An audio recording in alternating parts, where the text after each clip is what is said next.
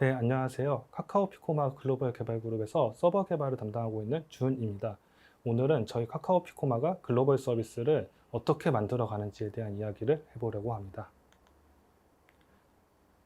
저희는 2016년 4월에 일본 시장에서 만화와 웹툰을 제공하는 서비스인 피코마를 시작했습니다.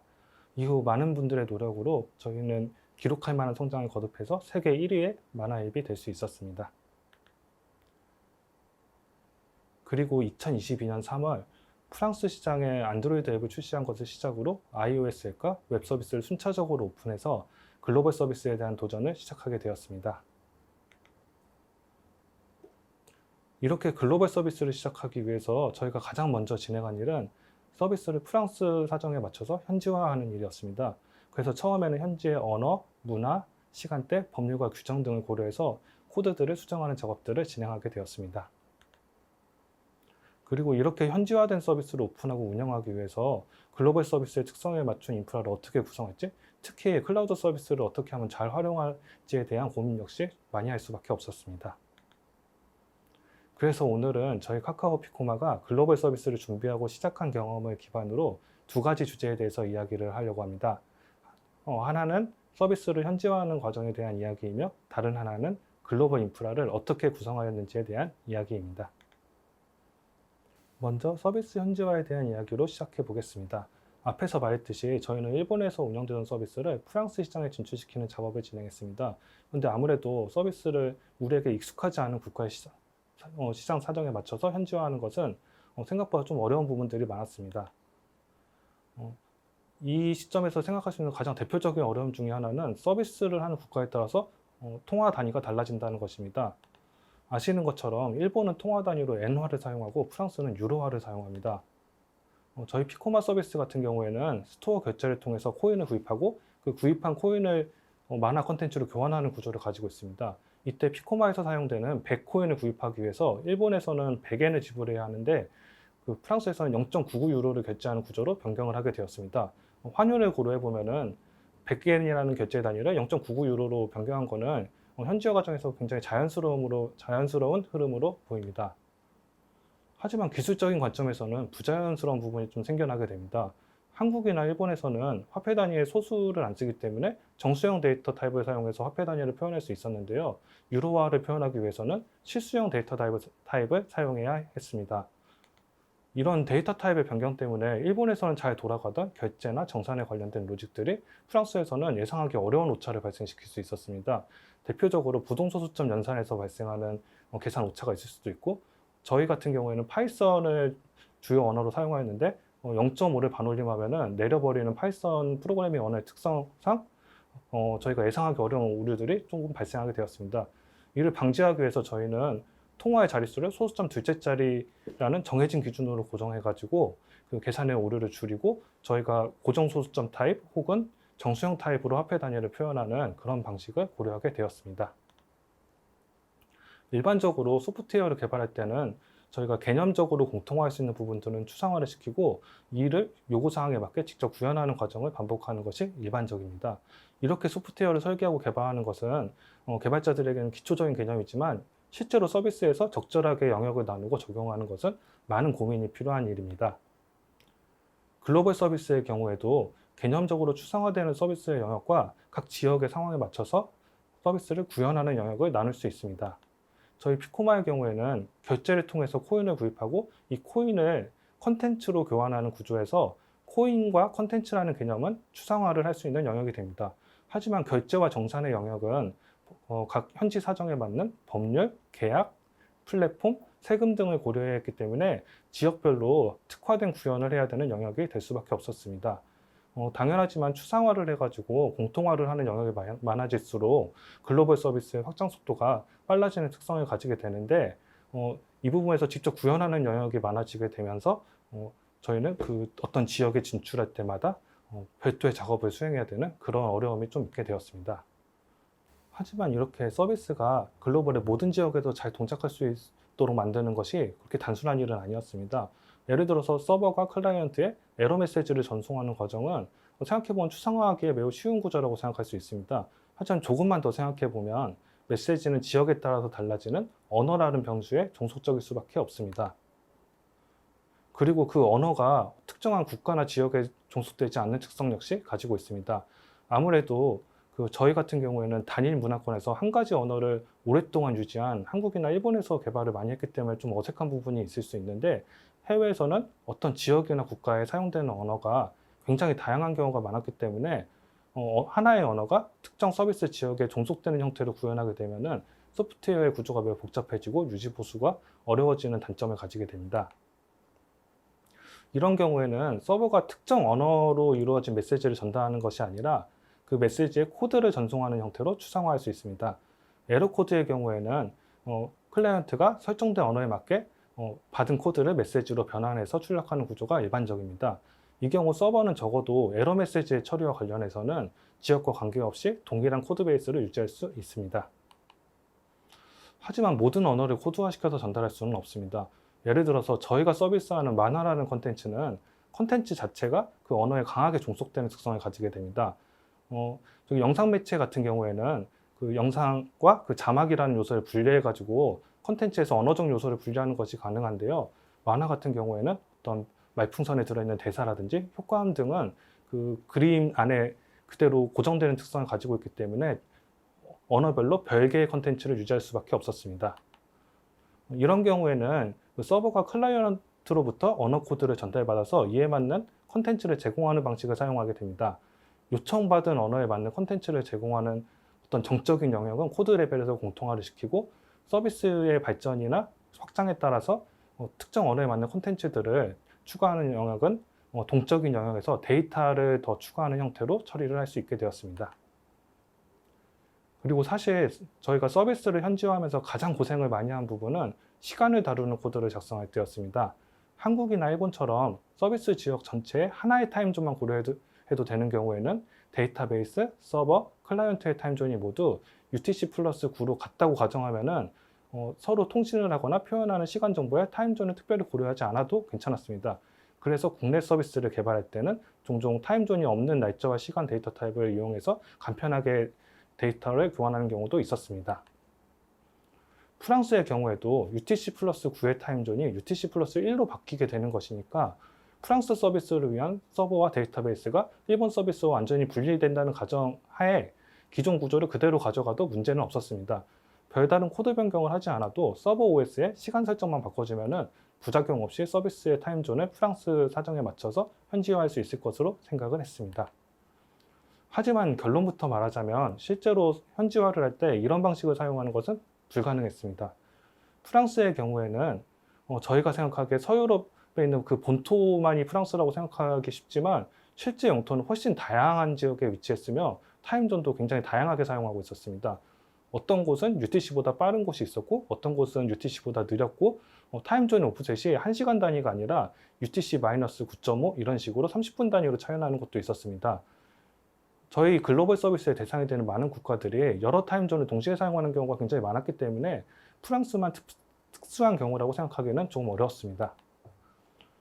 그래서 저희가 서비스를 현지화할 때 서버에서 저장하고 표현하는 시간을 모두 UTC로 사용한다는 기준을 가지고 클라이언트가 그 해당 시간 정보를 받은 다음에 자신의 지역 정보를 이용해서 그 차이만큼 더하거나 빼는 방식을 사용하기로 했습니다. 특히나 ISO 8601과 같은 타임존 정보를 포함한 표기를 이용하면 시간대 정보를 클라이언트에 함께 전달할 수 있었기 때문에 서로 오해가 없이 정보를 교환할 수 있었습니다. 예를 들어서 서버가 전달하는 날짜 시간 표기 끝에 G가 붙는다는 의미는 그 앞에 있는 시간 표기가 UTC를 기준으로 함을 의미합니다.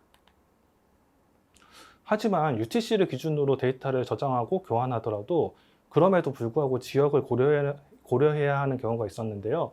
대표적으로 저희를 많이 괴롭혔던 것이 일자에 따라 타임존이 바뀌는 일광절약 시간 제도였습니다. 일광절약 시간 제도는 국가마다 적용 여부도 달랐고 시작하는 날짜와 끝나는 날짜도 모두 지역에 따라서 달라지는 특성을 가지고 있었는데요. 예를 들어서 프랑스 본토의 경우 3월 27일 새벽 2시를 기점으로 타임존이 UTC 플러스 1에서 UTC 플러스 2로 바뀌는 제도를 가지고 있었습니다. 예를 들어서 프랑스 지역에서 3월 26일 자정을 UTC로 표현하자면은 해당 시간대는 일광절약 시간 제도가 적용되기 이전이므로 하루 전인 25일 23시가 적용되게 됩니다. 그런데 만약에 3월 28일 자정을 표현하고자 한다면은 해당 일자는 일광 절약 시간 제도의 영향을 받는 시간대이기 때문에 타임존이 UTC 플러스 2로 변경이 되어서 서버에 저장하는 UTC 시간은 27일 23시가 아닌 22시로 저장을 해야 됩니다. 특히나 어떤 기간 표현과 같이 시작과 종료가 있는 날짜 구간의 중간에 일광 절약 시간 제도의 변경 지점이 걸쳐 있는 경우에는 실수하기가 굉장히 쉽습니다. 특히나 이런 제도나 법률은 상황에 따라서 바뀔 수도 있고 업데이트 될 수도 있기 때문에 개발 혹은 운영 단계에서도 신경을 많이 써야 되고 지속적으로 업데이트해야 되는 부분이 될 수밖에 없었습니다. 이렇게 서비스의 어떤 영역은 무조건 글로벌 공통의 기준을 가지고 개발할 수 없었고 현지 사정에 맞춰서 다르게 구현될 수밖에 없었습니다. 그래서 저희가 처음에 피코마 서비스를 처음으로 현지화할 때 접근한 방식은 기본적인 인프라 구성과 핵심 기능들만 공통화하고 현지화가 필요한 부분들은 모두 현지 사정에 맞춰서 개발하는 방법이었습니다. 하지만 다양한 언어와 타임존을 사용하는 국가를 대상으로 서비스를 현지화하면서 점점 글로벌 서비스는 서버가 언어에 중립적이도록 만들거나 시간을 UTC로 저장하는 등 많은 부분을 추상화해야 효율적이고 부작용을 줄일 수 있다는 것을 알게 되었습니다. 그래서 저희가 서비스를 현지화하면서 느낀 것은 글로벌 서비스의 현지화는 이렇게 추상화의 영역과 구현의 영역을 잘 구분하고 그 사이에서 밸런스를 맞춰가면서 정답을 찾아가는 과정이 굉장히 중요하다는 것을 알게 되었습니다. 다음으로 저희 피코마 서비스가 글로벌로 진출하면서 퍼블릭 클라우드를 활용하여 인프라를 구성하는 과정에 대한 이야기를 해보겠습니다. 글로벌 서비스를 위해서 다양한 지역에서 일관성 있는 서비스를 제공해주는 퍼블릭 클라우드를 사용하는 것은 자연스러운 선택이 될 수 있습니다. 피코마 역시 글로벌 서비스를 개발하고 운영하기 위해서 3개의 단계를 거쳐서 퍼블릭 클라우드로 서비스를 전환하였습니다. 가장 먼저 서비스를 퍼블릭 클라우드 환경에 동작할 수 있도록 전환하는 작업을 진행하였고 이후 다양한 관리형 서비스를 결합하여 운영 환경을 구성하게 되었습니다. 그리고 클라우드의 장점을 적극적으로 활용하여 서비스의 효율성을 높여나가는 작업 역시 진행하게 되었습니다. 먼저 일반적인 VM 기반으로 구동되는 애플리케이션을 클라우드 기반으로 돌아갈 수 있도록 변경하는 작업이 있었습니다. 이를 위해서 앞에서 이야기한 서비스를 현지화하는 작업을 진행했고 클라우드에서 제공해주는 다양한 관리형 서비스들을 결합하는 작업을 진행했습니다. 또 클라우드 환경에 맞춰서 다양한 서비스의 배포 단위를 하나로 통일하기 위해서 컨테이너화를 진행하였고 필수적인 인프라를 구성한 뒤 이 인프라에 저희가 만든 서비스를 배포하기 위한 빌드와 배포 파이프라인을 구성하는 작업들을 진행하였습니다. 이런 과정에서 저희는 다양한 관리형 서비스들을 결합해서 서비스의 안정성, 성능, 가시성, 가용성 등 다양한 요소들을 발전시킬 수 있었는데요. 클라우드의 관리형 서비스를 글로벌 서비스에 적용하는 것이 주는 이점은 다음과 같이 생각해 볼 수 있습니다. 먼저 글로벌 서비스는 작은 스케일에서 시작해서 점점 성장하는 과정을 지역별로 반복하게 될 수 있는데 관리형 서비스들은 매우 규모가 작거나 혹은 규모가 아주 커져도 대부분 효율적으로 대응할 수 있는 구조를 가지고 있습니다. 그리고 서비스가 다른 지역으로 확장되더라도 거의 대부분 관리형 서비스들은 동일한 구조로 사용할 수 있습니다. 그래서 지역을 확장하더라도 어떤 기술적인 장애물이 그 지역의 확장을 방해할 가능성이 적습니다. 또 관리형 서비스들의 경우에는 대부분 그 현지의 법률이나 사정, 규제 등을 맞춰가지고 서비스되는 경우가 많기 때문에 저희가 그런 부분의 제약을 조금 덜 받을 수 있다는 것도 장점이 될 수 있고 마지막으로 관리형 서비스들을 사용하면은 어떤 인프라의 구성 요소들을 하나의 단위로 묶어가지고 새로운 지역으로 배포할 수 있다는 특성을 가지게 되는데요. 이 부분에 대해서는 뒤에서 조금 더 자세히 이야기하도록 하겠습니다. 그래서 저희는 서비스를 컨테이너화하고 이를 실행하기 위한 인프라 환경을 구성할 때 전체 시스템을 관리형 컨테이너 오케스트레이션 환경인 ECS 파게이트에 배포하여 실행하는 선택을 하였습니다. 특히 이때 파게이트는 저희가 사용하는 AWS의 다른 관리형 서비스들과도 굉장히 잘 결합된다는 특성을 가지고 있지만 무엇보다도 어떤 클러스터의 자원이나 노드에 대한 별도의 제한이 없었기 때문에 컨테이너를 훨씬 더 유연하게 사용할 수 있도록 해주는 장점을 가지고 있었습니다. 이는 저희가 서비스의 상황과 수요에 따라서 스케일을 늘리거나 줄일 때 부담을 줄여주고 환경을 훨씬 더 유연하게 가져갈 수 있도록 해줍니다. 특히 서비스가 성장하면서 서버 규모가 점점 커질 때 인프라의 변경 없이 대응이 가능하다는 장점을 가지게 되는데요. 글로벌 서비스의 경우에는 지역에 따라 그 성장 속도를 미리 예상하기가 굉장히 어렵기 때문에 파게이트 환경이 주는 유연함은 저희에게 큰 이득이 되었습니다. 클라우드의 장점을 활용하려고 노력한 다른 예로는 콘텐츠를 암호화하는 배치 프로그램의 사례를 이야기할 수 있을 것 같은데요. 저희 같은 경우에는 컨텐츠를 업로드했을 때 이를 오브젝트 스토리지에 암호화하여 저장하기 위해서 별도의 배치 프로그램을 사용하고 있었습니다. 배치 프로그램의 경우 순차적으로 실행되는 특성을 가지고 있기 때문에 저희가 런칭 초기에 대량의 컨텐츠를 업로드하면은 이를 순차적으로 암호화하는데 매우 많은 시간이 들어가는 문제가 발생했었습니다. 하지만 저희는 서비스를 퍼블릭 클라우드 환경 기반으로 전환했기 때문에 이런 부분을 병렬성을 가진 배치 프로그램을 실행하는 것으로 좀 개선할 수 있지 않을까 그런 생각을 하게 되었습니다. 서버리스로 배치를 수행하는 것은 단순히 작업의 수행 측면, 프로그램의 측면에서 보면은 기존의 배치 프로그램과 근본적으로 동일하다고 생각할 수 있습니다. 하지만 일시적으로 많은 자원을 할당해서 많은 작업을 동시에 처리한 뒤 해당 자원을 반납하는 구조를 서버리스 배치의 형태로 쉽게 만들어낼 수 있다는 장점도 가지고 있었습니다. 특히나 컨텐츠의 암호화 작업 같은 경우에는 컨텐츠 단위로 독립적으로 수행할 수 있었고 서로 다른 컨텐츠가 영향을 주지 않았기 때문에 이렇게 병렬 수행 가능한 배치 작업으로 구성을 하게 되면은 동시에 많은 컨텐츠들을 암호화할 수 있게 되어서 효율성이 크게 올라갈 수 있었습니다. 이렇게 사용자가 급증하는 스케일은 물론이고 어떤 컨텐츠의 공급들이 급증하는 스케일까지 대응할 수 있도록 만들어 나가는 것들이 저희가 글로벌 서비스를 전개할 때 많은 상황에 대응할 수 있는 좋은 무기가 될 것이라고 생각을 했습니다. 그리고 인프라 환경을 어떤 방식으로 관리할지에 대한 고민들도 물론 있었습니다. 저희는 이때 IAC를 활용하였습니다. IAC는 코드를 통해서 정적으로 정의된 인프라 정의를 통해서 어떤 툴을 사용해서 실제 인프라 환경에 반영하는 것을 의미합니다. 이때 IAC 도구는 정의된 인프라가 실제 환경에 없으면은 해당 인프라를 새로 만들어주고 만약에 정의된 인프라와 실제 환경의 인프라가 서로 구조가 다르다면은 달라진 부분을 알아서 변경해 주게 됩니다.